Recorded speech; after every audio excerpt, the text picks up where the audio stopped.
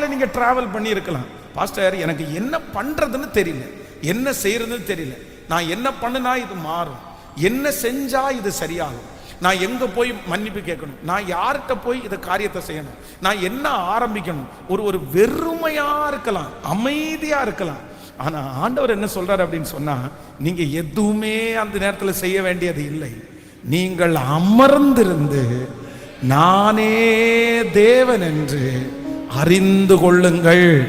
இந்த பிரச்சனை எப்படி ஆரம்பித்ததோ, எப்படி உருவானதோ, அது உருவான இடம் தெரியாமல், அது எப்படி ஆரம்பித்தது என்கிற இடம் தெரியாமல் இந்த அக்கினி எரிந்து கொண்டிருந்தாலும் அந்த அக்கினி அவிந்து வரும். கர்த்தர் சொல்லுகிறார், இந்த பிரச்சனை எவ்வளவு பெரியதாய் மாறினாலும் அது மாறின வண்ணமாகவே அது ஒன்றுமில்லாமல் இல்பொருளாய் மாற்றுவதற்கு கர்த்தர் வல்லவராய் இருக்கிறார்.